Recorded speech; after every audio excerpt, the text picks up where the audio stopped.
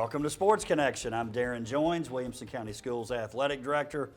I'm here with my good friend Tate Mathews. Tate, big story this week is wrestling and 4 teams qualifying for the state dual tournament, At the Williamson County Ag Center, we have 2 on the AA side. That would be Summit and Owensville, 2 on the Class A side.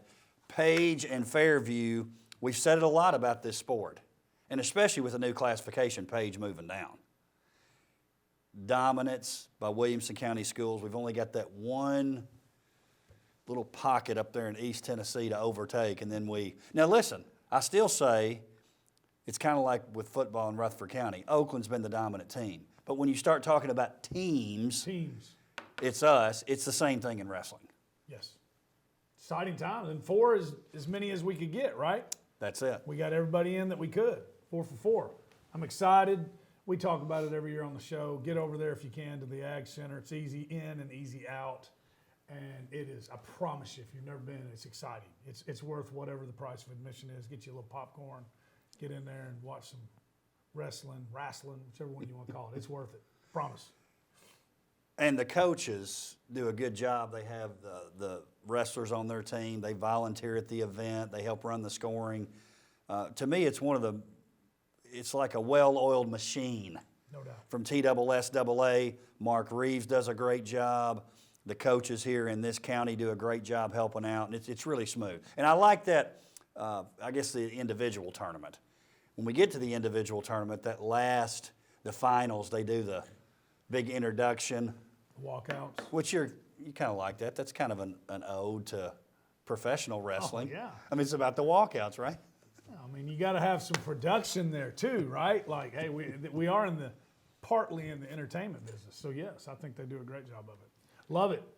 Can you imagine? I wasn't good enough. Can you imagine being one of those guys that comes out in that final match, man? I mean, it is neat. That's a big deal. And I always, when I think of that tournament, I think I will forever think of Skylar Coffey with the wings. I was down on the floor there, and then he does like the triple Lutz or whatever he did when it was over. The backflip, it was like, that was more impressive than the win. Oh, yeah. And that was impressive. Yeah. That poor guy, I don't even remember who. Well, it was more than 1 year, but I don't know who went up against him, but that poor guy. That's the other thing I always think about. Like, can you imagine that guy knowing I stand 0 chance? It reminded me of the old... Unless he gets caught in a traffic jam or something. It reminded me of the old Michael Spinks phantom punch against Tyson. Took a dive after 50 seconds. He still got paid. Yes, he did. In this case, probably not. Hey, let's talk. I know Paul Brees is out there, and I called him after the show and said, hey, before you get on the, you forgot this or you left this out. Last week there was some discussion about how the scoring went in wrestling. Yes. We got it right, yes, except for one thing. So the most points you can get is a 6. That's a pin, a default, a DQ, a technical fall. That's the one we left. No, we got that one. 15 points or more victory, but you don't get a pin. Right. Or a DQ or a default. That's worth 5 points. Which in some ways is worse than a pin. At least a pin, you're out of your misery. And 15 means you went all 6 minutes but just got mopped all over the map the whole time. I mean the mat. Sorry. A major decision, which we left out, that means you're ahead between 8 and 14 points. You get 4. And then a decision is fewer than 8. So 1 to 7. Correct. So, Mr. Brees, I know you like to have the rules correct, and we wanted to make sure that you knew that. Yes, and he's a big fan of the show as well. So he's kind of like on, what was that? Around the Horn. He's pretty good about the guy that comes out. Mr. Producer, correct? Yes. Hey, let's talk about how these. And from what I hear, he's got a bright future as a bowling coach too. He's no question. Really started off well. Doing a good job. He's real interested, which is great, and that's going really well, by the way. I know. Awesome. Very excited about that. Let's talk about how these teams got there. So Region 7 AA at Summit. Summit gets a 49-25 win over Brentwood. They're up 19-13 after 7 matches. Then there's 3 consecutive pins. Finley Jamison, Jack Hill, Noah Felts, and then the match was pretty much clinched. One thing that I really liked about this match, Cooper Cook, family's big fan of the show, He had a pin at heavyweight to secure the win for Summit, and he subbed for Ryan Smith. Now, neither one of those guys can probably go down in weight class, but you think about it with Cooper, he would start at heavyweight for most teams, and I know we were talking about this before the show. Good on him for being out there wrestling, because he could go, well, look, I'm not going to be in the starting lineup, who cares? But he's out there doing his thing, which is great. Oh, I think it's great. I think it says a lot about, which we already knew, about what kind of young man he is, but what kind of teammate he is. And I promise you, he wants to play football, I believe, at the next level. And coaches notice that, man. You know what I'm saying? He could be doing whatever and going to wrestling practice every day. That's not always real fun to do sometimes, especially when you're when you got a guy that you're bumping heads with every single day. That it's, you know what I'm saying? I mean, yeah, your work's cut out for you. So yeah, I think unbelievable for him. He'll pay off for him on the next level, being a wrestler. But to still be out there, fill in, and it was a pin they needed. I think it shows a lot about him, and I think it also shows a lot about the culture that Coach Miller's got with the Summit Wrestling team. It's if that's not a fun environment to be around or something you want to be a part of, then he wouldn't be there. Well, you can tell it's kind of palpable when you're around the Summit team. I like that. And I think the same, and I feel like I've kind of created a little rivalry in the county. It's the same with Fairview's team. No doubt. It's very, very similar, that same feeling. Hey, in the other semi, Nolensville, who came in as the 2 seed, beats Franklin 60-15. Now that match after 4, they'd split the first 4 matches. Then 6 straight wins by Nolensville to take command, pins by Kenneth O'Neill, Dakota Patty to get the ball rolling, so to speak. And then we talked about this at 152, sophomore Trey McTorrey with an overtime win over Brock Whitman. That was a great match. Well, yeah, and overtime matches in wrestling are it, man. So, yeah, that had to have been a great environment, and we talked about it.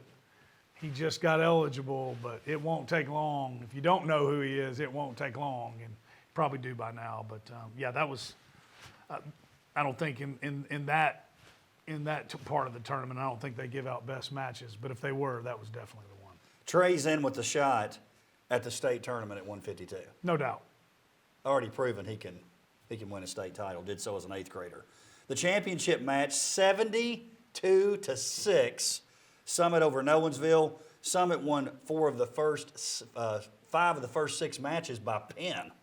And those things got rolling. I know Coach Miller talked about that those seem to be contagious, so to speak. Now, the score's a little bit off. Yeah. In that Nolensville did forfeit the last 5 matches, so there's 30 points. But they were up 42-6. Yeah, it was over. It was just a matter of what was going to be the margin. But, this time, some people might struggle with that. This is a little bit different than other things.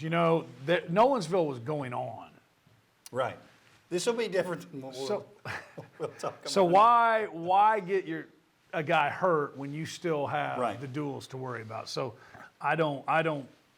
That means nothing to me, and I'm sure Coach Miller didn't think anything about it either. That was probably the wise thing for Coach Melzoni to do. But that's different than some of the forfeits that we have seen or maybe we'll see. Summit and Nolensville then move on to the sectional round. Summit gets a 53-30 win over Bartlett. Nolensville travels to Arlington, gets a 49-21 win. As we mentioned at the beginning of the show, both now qualify for the state tournament. Class A, Fairview and Page, as we talked about in the beginning of the show, they both also advance. Fairview gets a District 42-36 win over Sycamore. Blake Mitchell with win number 100 for his career, so congratulations to Blake. Very good. In the region, they match up again, 47-36. In this case, Fairview forfeited the last 3 matches. Like you said, they knew they were going on. Why risk it and have injuries? But in the sectional, and by the way, Tate, this will introduce a new segment to the show.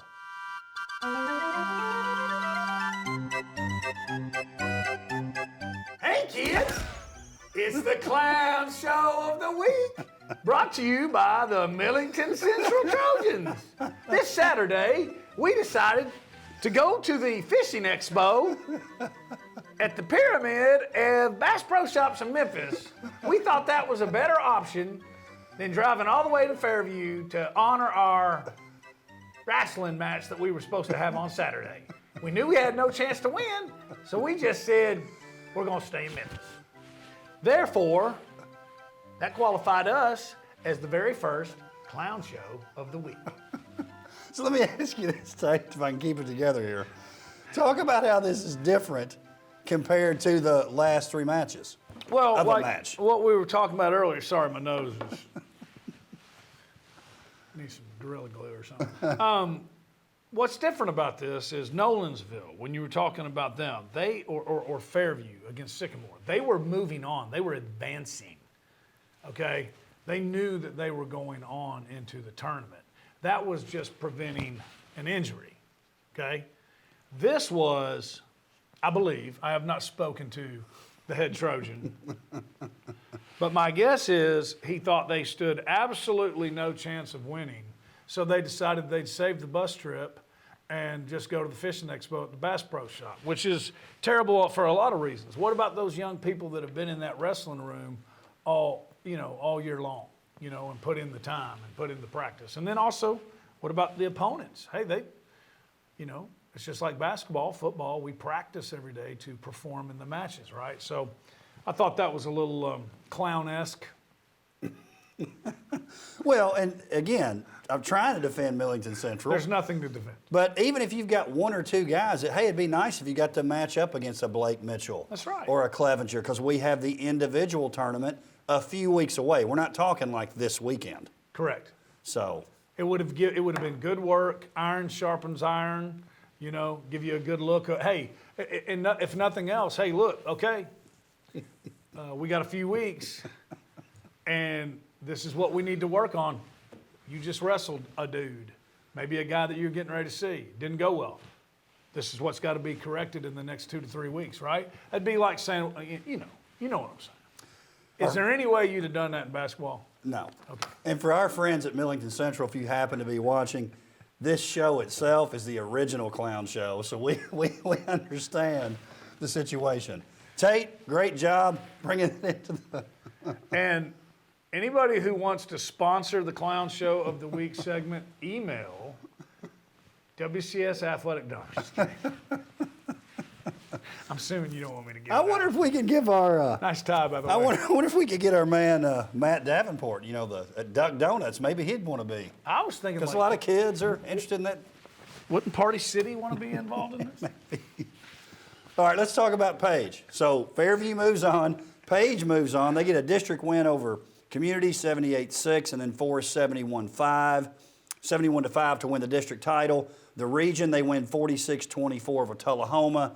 They also defeated Cascade 50-30 in the semis. And hats off, not a clown hat, to Watertown. They show up and get beat 73-0. I could look those kids in the eye and say, hey, we went there, though. You just tied the bow on it. Much respect to the Watertown red Purple Tigers. And yellow and green and blue. All right, let's talk a little hoops. Real quick. Page, Coach Gray's got the Patriot wrestling team rolling. Hey, don't be surprised if we don't have an all-Wilco final in that league. That would be fantastic. Oh, man. That would be. And at the taping of this show, the bracket's not up yet. So we're going to talk a little bit about the AA bracket here at the end of the show, but that particular bracket's not up yet. All right, let's talk a little hoops. Battle of the Wood or Woods at Brentwood. Here's this week's gem, Tate. For only the third time in 19 years, Ravenwood sweeps at Brentwood. That's surprising. Yeah, it is surprising because the team's been fairly close, but you would think you get a sweep every once in a while. More than 3, but yeah, that's surprising right there. But also great news this year for the Raptors. It really is. In that girls' game, 45-33, and I had to do a double take on this one. Reagan Grimes, Elizabeth Flint. So keep in mind they scored 45 points. They combined for 33 points, which tied them with Brentwood, and they had 30 rebounds. Grimes had 18 points, 16 boards. Flynn 15 and 14. Here's the other thing. Ravenwood was down 29-28 going to the fourth. They go on a 17-4 run. Again, believe it or not, if you're out there watching, it's not a district game, which is maybe we'll get the bow tie back out. But still, it's a battle of the woods. Come on.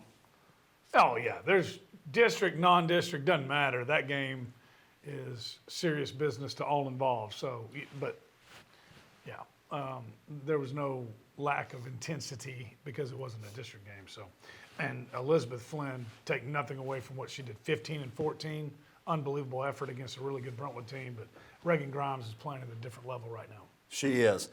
Sydney Ryan, 12, and Ella Ryan, 9 to lead Brentwood. And Coach James, he gets the Rodney Dangerfield WCTV award. I blame myself. Wasn't doing a lot of talking about them till a couple of weeks ago. Undefeated in the league. They've got it rolling. Congratulations to Coach James. We won't do it again this year. That's right. But we got to finish strong. And we still may pick against them, so we'll see. Keep it up. On the boys' side, Ravenwood 55-53 in overtime. This was kind of a back-and-forth game and a tale of two halves. Brentwood leads at the half 30-24.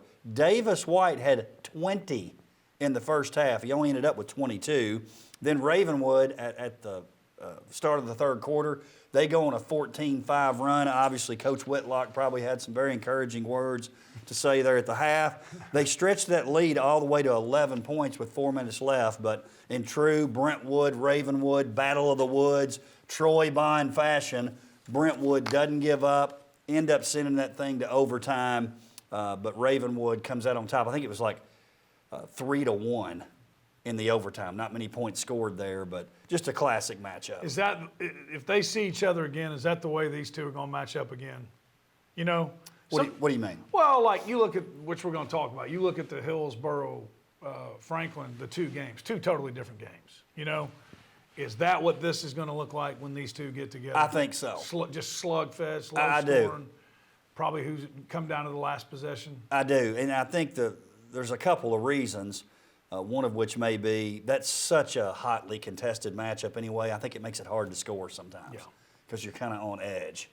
I can see that. So that's part of that, I think. Ravenwood led in scoring, Jake Mulder 19, DJ Starr 12. DJ also had a big block there at the end of the game to secure that win in overtime. Centennial at Brentwood. Brentwood girls get the regular season sweep with a 57-33 win. And then the boys on the on the Brentwood side, they avenged an earlier loss, this time 48-33. You take a look at that. Brentwood gives up 33 to Centennial. They only give up 55 to a really high-scoring Ravenwood team. That defense, Coach Bond's known for, getting better each week. Getting better every week and getting better just in time for the tournament. Centennial also played Hillsboro last week. The girls lost 39-31. That's a pretty quality loss, to be honest with you. I know losing's not great, but I still say look out for Coach Hamilton and Centennial in the tournament. On the boys' side, big win for Centennial and Coach Moore, 50-45. Dominic Reed, he's a sophomore, 24. Tanner Lee, he's also a sophomore, 10 points. Matthew Busing with 9. The super sophomores, that's a tough win, a good win for Centennial, and those are that's how they're going to do it if they're going to do it come tournament time. And you know, all the guys talked about it. Everybody knows that. Anytime you get a win against Hillsboro and Coach Thweet, then you know that you were tough because that's the only way to beat them is to out-tough them. Hey, as hard a time as we've been giving this new classification situation in basketball, I do think the region has a chance to really be exciting because it'll be 8 teams, several will be our teams, and you've got to win the first 2 games to keep playing. Well, haven't you even kind of floated out there, just go straight to the regions? No question. The problem is, and I certainly get this, there's so many areas that are really rural areas, and you have to travel so far to play quote-unquote region games, but they're doing that anyway, but you could just make the district a regular season thing maybe. I don't know. We'll see. It's going to change. I think there will be a major change in 2 years, whatever that is. Border Battle, which was also the WCTV game of the week, played at Independence. It was a sweep for Indy. The girls' game is a double overtime game. Independence 54-53 over Summit. In the boys' game, 75-45. Also, Tate, we've got to look. Another segment here, not the clown show of the week, but big-time plays. let's take a look at the WCTV plays of the week. Well, the thing I take from that on especially on that girls' side is, all you got to do, you talk to as coaches to your team all the time about don't give up on a play. Don't give up on a play. You never know. Just play that clip right there, and that's all you got to show the rest of the year. Would you agree? I would agree. Aaliyah Fleming, big bucket there, and Indy had just taken the lead for the first time with 5 minutes to go up 50-39. The next possession, Aaliyah makes that play, and they go up 3. On the boys' side, game was already determined. But look, Houston Hicks gets his first dunk of his career. He's a sophomore that you're going to see, not maybe so much this year. He's getting in different times, but certainly as a junior, he'll be a big, big part of that Independence team. Oh, yeah, that's a name you're going to hear for a few more years for sure. And then getting that first dunk, that's pretty neat, especially in that environment. That was a great environment. The gym was packed. And, hey, man, there's been a few years of not so positive things going on with the Lady Eagles program. We knew that was going to get fixed with Coach Hill, but I think that's a big-time win, especially the way they did it. One, any win over Summit's good, but in double overtime, so many times where, they could have been thinking about the past. Oh, man, this isn't going to end our way. I think that is a game that they can build on for sure. Signature win. Signature win. Listen, they're down 14 in the third quarter, and Coach Hill has said, look, we're not a team that has a lot of spurt ability, so to speak. So being down 14, you might be thinking this thing's over. But they come all the way back. They take that lead with 5 minutes left. And then they have to do what teams that maybe haven't won a lot lately have to do. They had to hold on. Yeah. Summit ends up getting the ball back with 6 seconds left in regulation. Coach Wild calls a timeout. Great out-of-bounds play underneath the bucket. They score to tie the game. And then, this is what was really wild. Independence throws the ball in, gets knocked out of bounds around half court. Then they try to throw it in with like a second or so left, and no one touches it. So now Summit's got the ball. They get it into Bergen Ali, has a pretty good look. It misses, and then, both overtimes, kind of back and forth. So I really credit Coach Hill and Independence for hanging on in that game. Leah Oob hit a big three-pointer that gave Independence the lead 40-39. She ends up with 16 points. They had 4 players that scored between 7 and 9 points outside of Oob. Summit, Nicole Rosani hadn't been back long. 23 points, Sydney Wright 10. These teams, they could match up again. Yeah, they're going to see each other again. Great environment. Boys side. Here's what was interesting in that boys game. It's 40-33 late in the third quarter. And I think this is always good when this happens. Sometimes Coach Wilkins is having to remind Jet Montgomery, only a sophomore, hey, Jet, it's important on the defensive end too. Not that he's just dogging it, but that's a part of his game he's got to develop. Jet picks up his 4th foul up 40-33.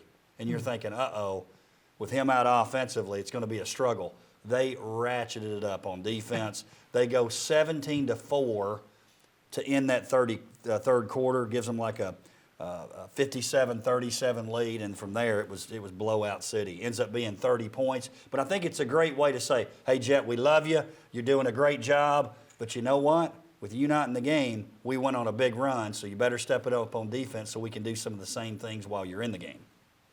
Great time to send a message. Heck yeah. Coaching point. You don't want to send a message behind. No. It's nice to send it when you're up 15, but it was an unbelievable. It's one of those things that, this is the old Olives, right? Mr. Cardwell, who was at the game, by the way. He was? To see Coach Wilkins, that's right. Second time he's been there. Coach Wilkins has invited him. Pretty cool. Get that first olive out. It's hard to get that first one out. It's very difficult, but when you do, hey, here's something. Easier and easier. We talked about the double-figure scoring. Owen Reese led Independence with 18. Montgomery had 17. All 5 starters in double figures. You can win some ball games like that. And the flip side, you take a look at Summit. C.J. Jones led the Spartans, only 9. So they didn't have one player in double figures, so it was a tough night for Coach Fay and his squad. But they'll come back. They'll play better. They've got some young kids playing. Coach Fay's teams are tough. They will not be an easy outcome tournament time. Negative. Here's something else that was cool. I don't know if you saw this, Tate. I did. It was an OTL takeover, outside the lines, a program we've got started here in WCS. Thank you to Coach White and Independence. They did interviews of the coaches before the games. They came up with some graphics for the Score Vision video boards. They had some videos that they came up with for the boards. They had games that took place during the game, a little duck, duck, goose, which surprisingly, the parents and the students, they were just enthralled with this game of duck, duck, goose, which I was like, this seems like a bad idea, but what do I know? There's only one game better than Duck, Duck, Goose, but I'm sure for liability reasons you all couldn't play it. But What is it? Duck, Duck, Goose is second only to Red Rover, send DJ on over. And then the clothesline commences, right? Our boy Super 70s loves Red Rover. Duck, Duck, hey man, Duck, Duck, Goose takes some athletic ability. It takes some lateral movement, takes some anticipation. There were plenty of those things. There's a lot of positives. There's a lot of learning that can come out of Duck, Duck, Goose. All right, let's talk Fairview. Fairview at Harpeth. The girls, we've been talking about this. Yes. They get their first district win.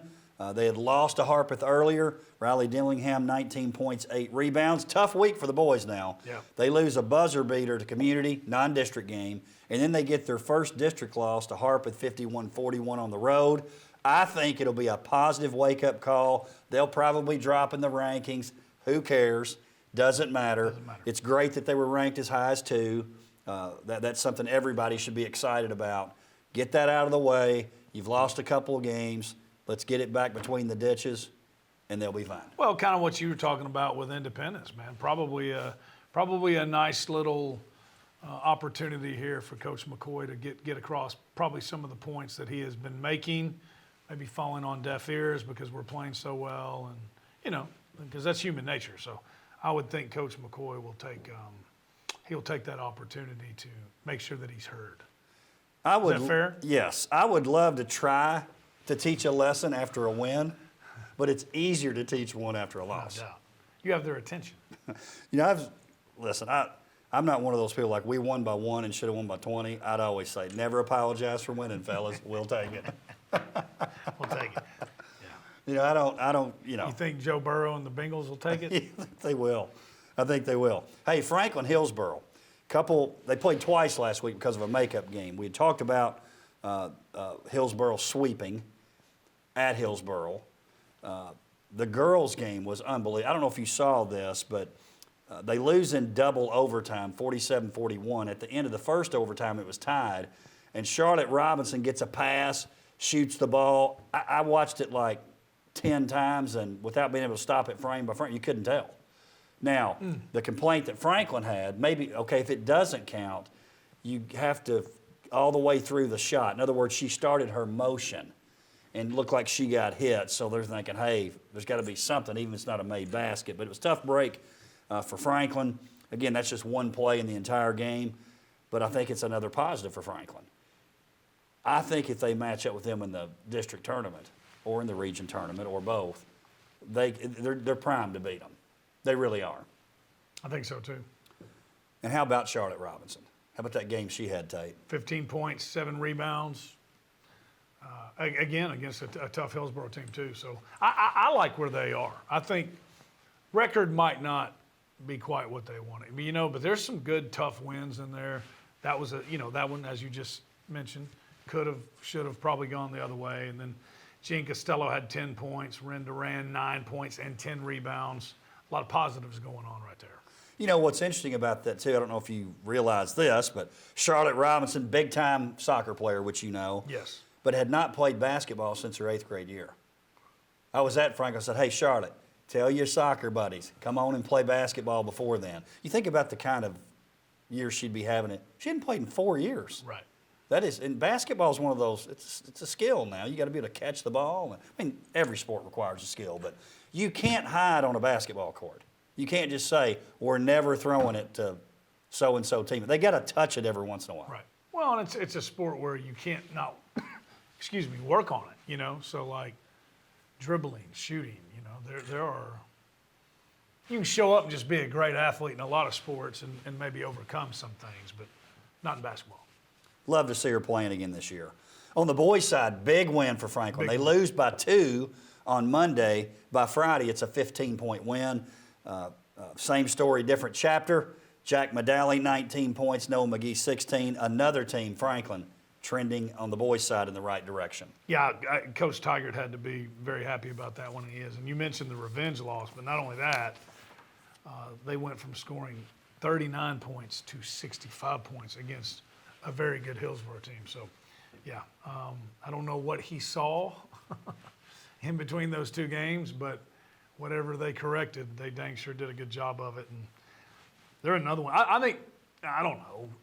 Yeah, well, no. Nobody had to replace as much from last year to this year as No Coach Tigert question. has. No question. And what they're sitting at 18, 19 wins, I think, man, too early to be talking Coach of the Year, but I think Tig's got to be right up there at the top. 100% in the discussion. Yeah. No doubt about that. Page versus Lawrence County. The girls, 70-33. After they had beaten Marshall County earlier in the week, 54-14. I hate buzzwords, but, you know, all gas, no brakes has become big in the last couple of years. Page Lady Patriot, Coach Brock, they are all gas, no brakes. Is that, I mean. Very accurate. In that Tullahoma game, Mackenzie Cochran, 17 points, Lily Wilkins, 16, Braley Bushman, 13. The boys, their first district loss of the year, 60-42. They did defeat Marshall County earlier in the week, 54-47. Now, If Page boys sees Lawrence County again, they get them next time. I agree. Yep. I definitely agree with that. Now, let's talk middle school basketball here. I'm excited about this, as you know. The middle school's playing in the TMSAA this year. Basketball is one of the sports where there's a state tournament. We have two classes. We've got AA, we have AAA. Thompson Station defeats Legacy in both championship games in the WMAA, our county league. In the AAA side, Brentwood swept.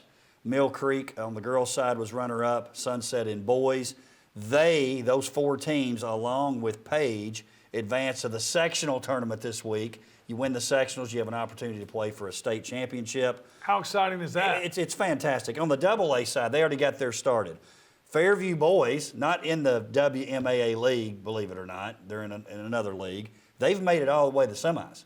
They play Tullahoma East. Thompson Station boys and girls and Legacy boys both won a round before losing in the sectional. Here's the point of all this.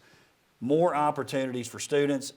You wouldn't believe the administrators, the coaches, the folks that have reached out and said, this is so exciting, it feels so different. And it does when you play somebody you never see. No doubt about it. And out of curiosity, who picked off Thompson Station boys? Upperman. What? They must be good. They are, and Upperman's one of those schools from the time they come out of the womb till they get to high, they're playing for the same school. Oh, Baxter.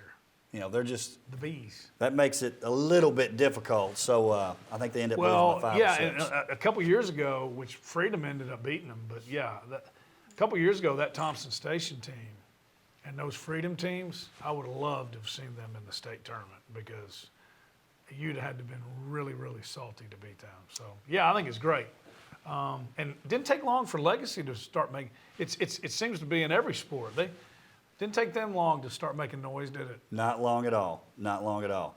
All right, Tate. So we've got our little winter picks going here. We're going to talk a little bit about this week's games. But I would be remiss not to mention this past week's game. So you came in with a 1-game league. Thank goodness we had some other sports in there because now I win 9 this past week. You win 8. So we're tied for the year. So let's talk about how we differed. You picked the Battle of the Woods winner in girls. Ravenwood, I picked Brentwood. So you're 1 up on me for the week. But then you missed Franklin and Hillsborough boys. I know. You picked Hillsborough, I picked Franklin. And what I loved about the tiebreaker was your sport, football, you go 49ers, I go Van Jefferson and the Rams. I beat you by 1. We're tied for the week. So tie ball game here in the winter. Yes, and I'm very happy that I missed the Franklin Hillsborough boys. Very happy about that. And I'm very happy for Mr. Van Jefferson for going to the Super Bowl. And we're not in the excuse-making business, but if my man Thwart or Tart or whatever just catches the flipping interception, the gift that Matthew Stafford threw him, I mean, boys, you're never going to get a better opportunity at an Oski than that. I mean, but whatever. I'm telling you, the Rams outplayed them. Doesn't matter. They didn't win. But Tart, If I had him on my oof. All right, so the games this week, and I went ahead and decided which are boys and girls so we wouldn't go through what we did last week. Awesome. I'm going to let you start. Okay. We're talking basketball here. All right. Brentwood versus Franklin, boys. Okay. Who do you have? Brentwood, Franklin, boys. We talked about the defense. We talked about the Bruins, the chaos. Coach Bond's got that thing. He's tightening those screws, man. It's getting better. But that Franklin-Hillsborough win made me a believer. This is a tight one, but I'm going with the Admirals. I agree. Everything you just said. I'm going Admirals too, but it'll be a great game. All right, I'll pick the next one. Centennial Nolensville girls. Last time, Centennial wins. But this time, I'm saying, because Coach Ladd, his team's playing better. Hey. They've had a little sickness and some things through the team. I'm going to guess that they get it right by this week, and I'm going to pick Nolensville. Okay, a little separation Sunday here. Big fan of Coach Ladd. Coach Ladd's a get them right at the end of the year kind of guy. But I'm drinking the Kool-Aid Coach Hamilton's got going on over at Mallory Lane, man. Why not us? I'm going with the Lady Cougars. Fairview, Cheatham County boys. Fairview only won that game by 2 points last time. My turn? Your turn. Come on, boys. The only good thing about Ashland City was Stratton's, and that thing went out of business a few years ago.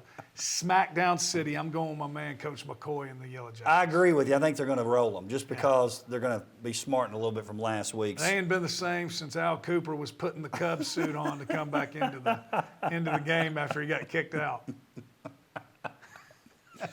All right, Independence at Ravenwood girls. My pick first. I think Independence is playing better. Coach Hill's doing a great job, but I told you. I feel a butt coming in. I told you, Coach James. Not going to pick against you right now. I'm going with Ravenwood. I'm with you. Miss Double-Double, Reagan Grimes, is playing at a high level. By the way, I saw where they're making a push for Miss Basketball. She absolutely belongs in that conversation. I hope they do the right thing. Yeah, Coach Hill's got them better, but Ravenwood's playing the best basketball right now. Page versus Lincoln County boys. This was a tight game last time. Again, I think it was 4 or 5 or less than 5 points. The result. Who do you have in that one? This is boys. Yes. I'm going Coach Street and the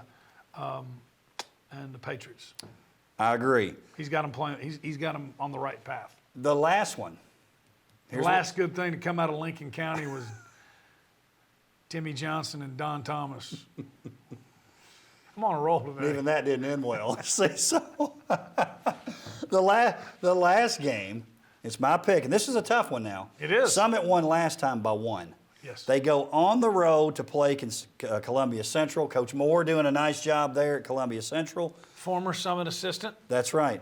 Listen, she's the student is not taking over the sensei. I'm going with Coach Wild and Summit to get the season sweep over Columbia Central. I'm with you. The Art of War, Sun Tzu. The Wolfman has read it cover to cover at least 3 times. This one is circled, and no way he's losing this one. I'm going with the Lady Spartans. Well, based on the length of the show, based on the new segment, the Clown Show of the Week, I don't know what show we're on, Mr. Producer. I know it's well over 600, but folks, this could be the last one. I don't know if it is, but we'll find out here. If you don't see us next week, well, you know it was canceled. Well, then what we'll do is apparently the cool thing now is to do it on Facebook Live. Neither one of us have a Facebook, but we'll post it somehow. Maybe we can get Coach Qualls to fly a drone over us out by the picnic table. Hey, listen, the last thing, it won't be in our picks since the picks are done, but the AA state wrestling bracket it has been printed out. We got Cleveland takes on Nolensville. That's Nolensville's matchup. Summit, Bradley Central. That's 2 tough matchups for our teams. Just as you look at that bracket, Tate, which you've got a copy there of the bracket, what do you see happening? I think it's hard to pick against Cleveland. I do think Summit's in with the real shot against Bradley Central. I'll put it this way. I think Summit for sure finishes in the top 3. I think Summit finishes in the top 3. I love what Coach Mulzoni's doing at Nolensville. I think they're going to make some noise in the losers bracket, but I hope I'm wrong, but if they beat Cleveland, I would be glad to say I'm wrong. That's going to be a huge upset. I do think Summit beats Bradley Central, so I think it's I a agree. Cleveland-Wilson Central final, and I think Summit has a great shot of finishing third, which no shame in that. Which they did last year. Plus, I'm not so sure we play by the same set of rules as Cleveland and Bradley do in wrestling, but that's okay. That's another show. That's another show. It's another. Tate, Bozo. Could be a red nose involved in that. Mr. Tate, Bozo, Mathews, I appreciate you being here this week. Hope Taking we time out. didn't run all of everybody off. Look forward to talking about that state wrestling next week. Hey, again, get out there and support these guys, man, and the young ladies. No question.